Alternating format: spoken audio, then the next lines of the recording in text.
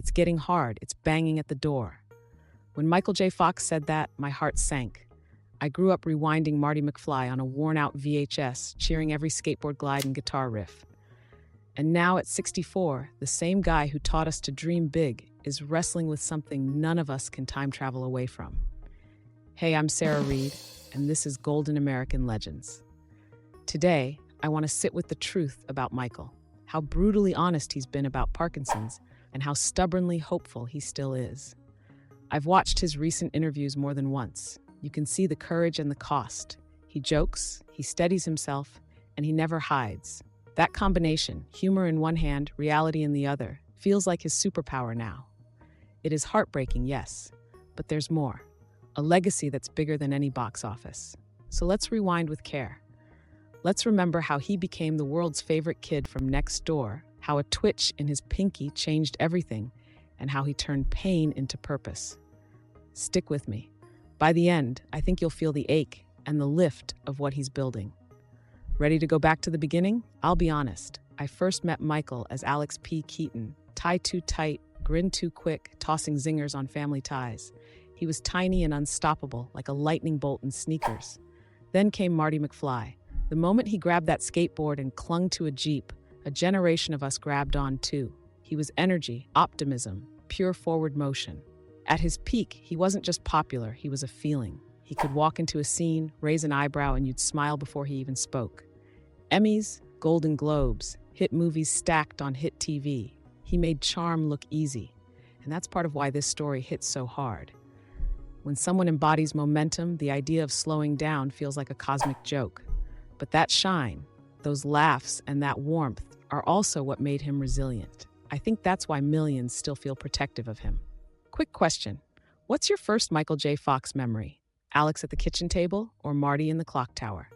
Drop it in the comments, because that first image matters when we talk about what came next. And what came next changed everything. Here's the plot twist no one asked for. At 29, with his world peaking, Michael noticed a small twitch in his pinky. Doctors confirmed Parkinson's. Most people get that diagnosis decades later. Imagine being young, in demand, and hearing words that reshape your future in one appointment. I think about that a lot, how you carry news like that while cameras keep rolling. He didn't go public right away. He kept working through the 90s, Spin City, guest spots, still funny, still sharp, while learning how to live with a body that was slowly changing the rules. In 1998, he told the world, "I remember the shock in the headlines, but also the wave of love that followed. It felt like we all exhaled with him. Okay, this is real, and we're in it together." Not long after, he made a massive choice. He stepped away from the grind and turned towards something bigger. That choice would define the next 3 decades of his life. And honestly, it might be the bravest role he ever took. Ready for the turn from survival to mission? If you've ever wondered what real impact looks like, start here. In 2000, Michael launched the Michael J. Fox Foundation to speed up Parkinson's research. He basically said, if I can't fix this alone, I'll build an army. And he did. Over $2 billion raised so far. Yes, billion with a B. That is not just fundraising, that's movement making. The foundation doesn't sit on its hands. It funds trials, backs scientists, pushes for biomarkers, the kind of breakthroughs that change timelines. One of the big wins, helping drive the hunt for a test that can spot Parkinson's earlier, even before symptoms show. That's hope you can measure. But here's what I love most.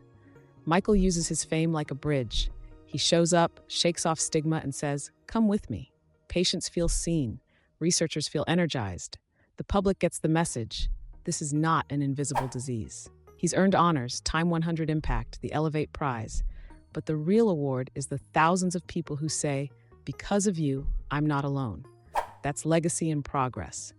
And the fight doesn't stop there, because life kept getting harder. Michael is honest about today. He said it plainly. It's getting hard. You can see the tremors. You can see the balance work. Parkinson's is a progressive disorder, slow, stubborn, and unfair. He once admitted he doesn't expect to reach 80. Hearing that from the guy who made time travel feel possible, it hits like a punch. And yet, he still cracks jokes. He calls Parkinson's the gift that keeps on taking, which is so dark and so Michael. He sets his days up to bring the disease along, not let it drive. His wife, Tracy Pollan, and their kids, this is the heart of his daily courage. Family at the center, it's love as scaffolding. He officially retired from acting in 2020, but he's not gone. He writes, he produces, he speaks, and when he pops up for a cameo or lends his voice, it's a little spark, proof that resilience can still surprise us. I find myself rooting for the small wins, a steady step, a good day, a laugh that lands. That's the new hero arc, and it leads us to the bigger picture of what he leaves behind. Here's the part that lifts me. Awards are nice, and he's got them, but the real change is cultural. Because Michael refuses to hide, millions understand Parkinson's better. Stigma shrinks, compassion grows, researchers get fuel, patients get a model for grit with humor. That combination, truth and lightness, has moved the needle more than most of us will ever know. When he accepted the Time 100 Impact Award, he thanked the scientists and said, "We're making progress." Not a miracle, progress. That honesty keeps hope solid instead of fragile.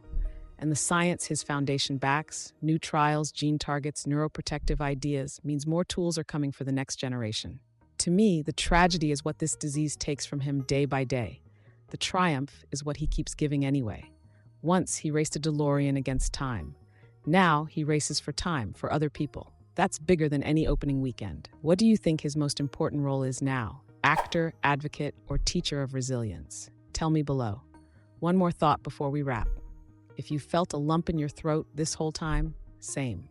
Michael J. Fox at 64 is living a hard chapter, but he's also writing a guidebook for courage. 1 page of honesty, 1 page of humor, 1 page of action. That mix is why his story will outlast all of us. Thanks for watching Golden American Legends. If this moved you, please like the video so more people see it, and share a moment when Michael inspired you. And hey, subscribe and join our little time-traveling crew. We've got more stories that make the past feel alive and the present feel possible. I'm Sarah Reed, and I'll leave you with this. Optimism is sustainable. He said it, he lives it, and we can carry it. See you in the next one, and until then, be kind, be curious, and keep the hope close. Thanks for watching from all of us at Golden American Legends.